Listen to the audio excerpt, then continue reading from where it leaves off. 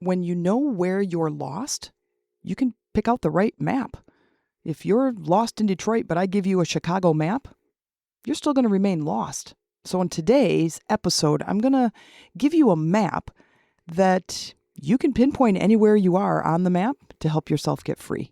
I can't wait to share today's episode with you. Let's go. Welcome to Phoenix Rising, a superior podcast for all of your transformative tools for personal and spiritual growth. Let's go get that nugget. So in the last few episodes, I have shared with you my dark night of the soul. I only laugh because it's like, it sounds like a big deal, doesn't it? Well, it is. It is a big deal. But there's lots of different names. There's midlife crisis. There's an identity crisis. There's even if you are there for a long, long time and you're having a really, really hard time, sometimes it can be called a nervous system breakdown, or in spiritual terms, dark night of the soul. Now, that's what I've been talking about these last few episodes. The first one I talked about like waking up and trying to figure out like what in the world was going on with me. Like it was like a hit to the soul. I mean, it was like took all the air out of me. Then I was searching for meaning and understanding of what it was, what was happening, what are some of the words, give me some of the language. And I dove deep into books and programs and videos on the dark night of the soul. Then I was able to give it all these different definitions. Then we started talking about like creating space. Like I mentioned, all I wanted to do was sit and like stare out the window and allowing myself to have that space, because what it did is created a larger capacity. I also, in the last episode, talked about identity creation, that things don't change until you change. Your life is all about you becoming a better version of you. So that's one of my favorite things to talk about is identity creation, because that's really the thing in the world, in our lives, in our life, is that's a thing we have to get really good at, is going with change and being a better version of ourselves. And that means new language, new behavior, new thoughts, beliefs, stories. And as we do that, we keep moving and life really becomes grand. It really becomes this wonderful experience, because take the thing that you're struggling with the most right now, money, relationships, health, whatever it is, and then ask yourself, to get on the other side of this once and for all, who do I have to become? For years, 20 some years, I was a personal trainer and I worked with mostly women and overweight women. And I had an outdoor boot camp. I worked in a gym for a little while and I didn't love that. I started a boot camp and I live in northern Michigan, which we just have we have the Great Lakes. We have all these inland lakes. I think they say like in the area that I live in, like you are never short of 6 miles to the nearest lake. And some of them are just little and swampy and whatever, but some of them are big and beautiful. Anyway, there's beaches and hills and grass and parks and all these beautiful places that every week we were at a new location. And I remember trying to push this without really knowing what I was doing, is pushing this idea, which is here you are as this woman who weighs this amount. You want to get healthy. You want to be thin and fit. You want to fit into the clothes. You want to have more energy. You want to play with your kids. You want to whatever. And it was always about, who do you have to become to be that person? Like you can't have one foot in eating crappy foods and one foot in health when you're at my boot camp class. And I started talking about nutrition. And then I started talking about like the attitude within of the language that you're using when you talk to yourself, the language that you're using when you jump on the scale at the beginning of the month and you didn't lose any weight. And then you like completely dog on yourself. And I'm like, you have to have better words. Anyway, that's what led me kind of down the life coaching path. But the life coaching path, which was about a 10-minute walk, turned into a lifetime of energy work. Like my life coaching experience with a friend of mine turned immediately into energy work, and that's where I'm at. So I work with the energy of beliefs, our words, our thoughts, and our emotions, that how do we become these better versions of ourselves? And once you understand energy and awareness and kind of the inside of you, you really can make a lot of progress in a very short period of time. And that's what I teach. That's what I coach. That's what I talk from stage. Those are the products I sell. They're all kind of the same thing as like working with any one of those 4 key components: our thoughts, our beliefs, our words, which include the stories we tell ourselves and our emotional state. Once you can kind of lock those into the new goal that you want or the new desire you're heading towards, dude, you are like on speed towards whatever it is you want. And you know it inside if you have one foot in and one foot out. So with today's podcast, today's episode, this is all about surviving survival mode. We know about our lives. You look back at your life and you know where you came from, how you grew up, the things you struggled with, the things your family struggled with, the beliefs that you picked up from them, this new, the version of you that is basically formed by your family, your friends, your teachers, all of those people that kind of molded you until you are where you are now as an adult. Well, there comes a time where that shift goes from them to you, where when we're in school, education is just put in front of us. Food is put in front of us. Our family, our friends, our teachers, it's all just kind of put in front of us. We don't have a lot of choice. We do sort of, but not really. You go to third grade, this is your third grade teacher. You don't have a lot of choice there. Not really. But then there comes a shift that somewhere in your young adulthood, now it could be 18 when you move out. It could be 23 when you graduate from college. That part doesn't matter. It's different for all of us. But somewhere right in there, our lives become our responsibilities. And I say this as a joke, and it's actually true. I believe it's true, is that we spend the first half of our life acquiring all these stories and beliefs, and then we spend the second half of our life getting rid of them or changing them or leveling them up. If there were people in my class, in my boot camp class, that were like, I'm just going to be fat because my whole family is fat, and I grew up with unhealthy foods. And I go, well, right, but that's your choice now. Like, now it's up to you to change that story. And they're like, well, all my family has heart disease or diabetes, or they're all overweight. Or I'm like, okay, that's great. That's their choice. But you now have a choice. When I heard those words for the very first time, you have a choice, that was so empowering. That was the rocket fuel to my rocket. Like, it was, the countdown began and I shot up like a rocket and just started acquiring all these tools to benefit every single area of my life. At that point in my life, I was super healthy, super thin, strong. I worked out all the time. I was 100% active. But the one area that really sucked in my life back then was my relationship. My personal, intimate relationships sucked. They were terrible. And I wanted that to change. And it didn't change until I decided it was going to change. Now, let me just explain the word decide. When you decide something, all energy forces of the universe come to your beck and call. The army is standing at attention right next to you, ready to go, ready to execute.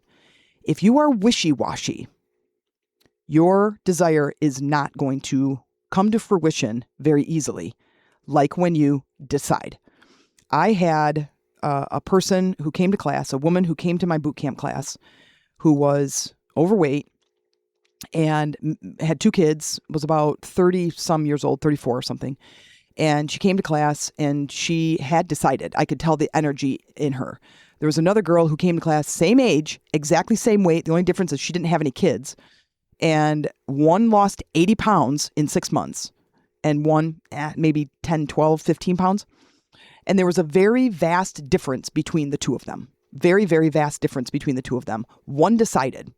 She decided. Her words, her language, her encouragement, her confidence was like spot on. She lost weight every single time. I think one time, maybe in month 4, she gained a pound or something. And it was a very emotional month for her. But the other one would dog on herself every single time. And if I took those two as these case studies and I said, why did one lose weight and the other one didn't? They came in at the same age, the same weight. The only difference is one was a mom and one wasn't. Well, one decided. She decided. She stepped into it. She fully committed. Now, I'm going to ask you something. Go back in time, whether it's a month or 15 years, doesn't matter. When was it in your life that you made a decision? I made a decision. I'm going to quit. I'm going to take this other job. I'm going to get married. I'm going to have kids. I'm going to buy that house. I'm going to buy that car. I'm going to take this trip. What is it that in your life you made a decision, like a big, bold, it doesn't have to be bold, but you made a decision. The energy behind it was so clear. That decision had great results, I bet. If I had to ask you if you're sitting across the table from me, I would say that had good results. You'd be like, yeah, actually it had fast results. Maybe I didn't like the outcome and I maybe made a different decision, but it had fast results. And then I say, where are you now in your life where you also need to do the same thing? Is you need to make a decision. You need to step in and fully commit. And then if you're not fully committing, but you keep saying you want the thing, then why aren't you committing? What are you afraid of? And that's where we would have a nice coaching conversation. But let me tell you something about surviving survival mode. Now, I grew up with my mom, and occasionally she would have a boyfriend here or there. And then eventually we had a long-term boyfriend who then became her husband. She's still married to now. And didn't have a lot of money. She would have a job for a while, a year or two, and then would either quit or get fired or something. And then she would have another job. And I think things were really, really monetarily were really rough. Like we were living on food stamps. We lived way out in the country. She didn't have a lot of friends. She was dealing with anxiety. She didn't go to my sporting events. She didn't go to lots of activities for me in school. And that was a big, hard, like I had no idea anything that was going on. It literally was like a year ago that I recognized that my mom was dealing with anxiety, like social anxiety. She's like, I couldn't go. She goes, and I would like go. And there were times where you were like playing basketball. Me, Jen, was playing basketball. And she goes, I would go to your game and then I would leave. She's like, I just couldn't handle it. And how awful. And I just didn't know. So I just figured my mom didn't care about me. That was kind of one of the stories and one of the beliefs that I held. She didn't explain it to me. She didn't say anything to me. She just didn't go. She just didn't show up for me. So that was super hard. But what I recognized during this time, these last couple of years, going through my own dark night of the soul, which was a holy crap bottom of the barrel experience, is I have spent 53 years in survival mode. Now, that might seem a simple realization to some of you. Like, we know that term, right? Survival mode. Now, I've never been without a house or without a car. I've never missed, paying my bills, but my business wasn't thriving. I didn't always have the money, but I did have an amazing relationship. I still do. Like, Amy and I have been together for, it's like 15 years or 14 years or something. And we have a really, really solid, amazing relationship and friendship, and people are envious of our relationship. And I just love it. I love our relationship. Well, so I conquered that section. My health, I'm working on, right? Like I have to stop eating so much sugar, and, I am in menopause. And so I'm dealing with, it's a little bit of belly weight, and it's kind of frustrating, but I'm also dealing with stress and cortisol and hormone stuff, right? I had a full hysterectomy and an oophorectomy, which means they take your ovaries and threw me right into artificial menopause is what it's called. So that was super fun. Most of my symptoms have gone down now, except I'm a little bit tired. Well, as I'm in this nervous system reset, it's kind of what I'm calling it now. Dark night of the soul, went through that, got a lot of understanding, a lot of depth of who I am and where I came from, and understanding a lot of like defining those terms. But then I'm like, okay, well, how do I get through this? Like, how do I thrive? Well, I want to share something with you that was a very big aha moment for me, that, I'm in survival mode. Okay, so I need to fill these needs first, and then I can start moving up the chain. Okay, so it's kind of like, and if I'm going to lose weight, is that I have to get things kind of in order. Like I can't keep eating these foods that make me feel sluggish and slow and kind of give me like a brain fog, because that's not going to give me the energy to want to go for a walk or go work out or go play or anything like that. So I have to eat food that actually fuels my body. Like I have to get these things in order, right? And in order for me to do that, like I said in the very beginning, you need the map. You need to know where you are. And you need to know where you are on, I want to say on the spectrum. And the spectrum I'm about to give you is Maslow's hierarchy of needs. Now, I didn't do a bunch of studying on this, but this was a huge pin in my map where I am. And then I get to move through this with purpose, because the foundation that I stand on is I want to move through my life with purpose. Instead of having life just haphazardly happen to me, I want my life to happen through me. So I use these, in the old terms, it's called faculties, like these different parts of my mind to live on purpose. So I give attention to things that I want to give attention to. Is it hard? Yes, because I'm human still. Dang it. But Maslow's hierarchy of needs really gave me a very clear understanding of where I am. And picture a pyramid. The very bottom, the base, is your physiological needs. So this is you as a physical human having your physiological needs met. So shelter, water, food, clothing, sleep, having those needs met. If you take somebody who lives on the street, you're not going to have them you're not going to help them get a job. Their basic needs need to be met. They need to feel safe. They need to feel secure. And that's the second one going up the pyramid, is the safety needs. Personal safety, personal security, having a home, having employment, having money, having health. If you don't feel good, if you have the flu, don't talk about dinner next Thursday, because I can't go there because I need my health to be back on track. Okay? The next one up is love and belonging. If the bottom ones are being met, the physiological needs and your safety needs are being met, the next one is now friendships, intimacy, family, your connection with others. Okay? Now you keep moving up. The next one is esteem, respect, esteem, status, recognition, freedom. And then the last one is self-actualization. This is where now the desire to be the most you can be. So if I look at my needs back then, my survival needs, so the very basis is sleep. Well, if you've listened to any of my other 500 episodes, I talk often about how I have insomnia sometimes. I worry. I have insomnia sometimes, where I will fall asleep at 11 and then I wake up at 1 and now I'm awake until 6 in the morning. And Cameron, who's our 17-year-old, big time power lifter and runs track and cross country, gets up super early, 4 o'clock in the morning. He's out the door at 4:30, comes in, says goodbye to us. And then he leaves, so I wake up then. Amy gets up about 6 o'clock. She leaves at 7, comes in, says goodbye to me, and then she leaves.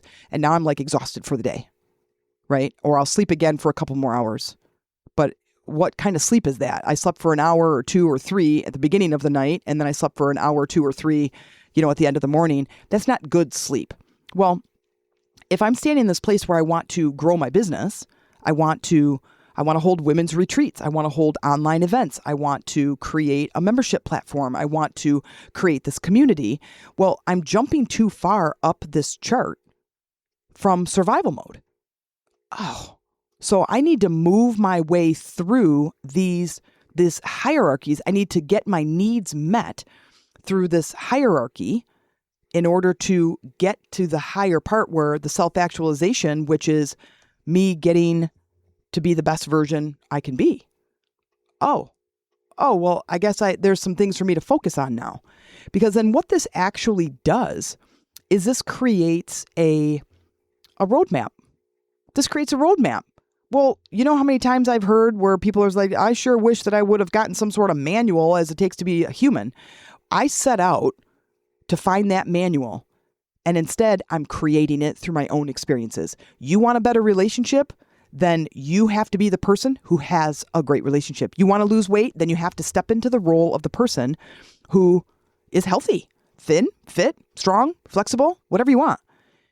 You want to be a parent? Then you step into the role of being a mom or dad. You want to be a business owner? You step into the role of being an entrepreneur. Are you kidding me, Jen? That's it. Have you thought of that? When I don't know if it was the last episode or the one before, where I talk about, and this is one of my favorite, it's probably the identity one because it's my favorite topic to talk about, is you're the producer, the director, and the actor. So now you ask yourself, okay, to go from here to here is, what do I have to do? Who do I have to become? How do I get there? Take a person who has what you have and study them. What do they do with their money? How do they present themselves? What kind of vocabulary do they use? How do they portray themselves? How do they stand? And don't go look at the car they drive or the house. Well, I can't afford that house. No, you can't. And I don't suggest going into debt up to your eyeballs to go afford a car, a house, buy a thing. But you start to act as if. I remember reading that There was a book about that. I don't remember what it was. To be honest, I probably threw it away because I was pretty mad about this book.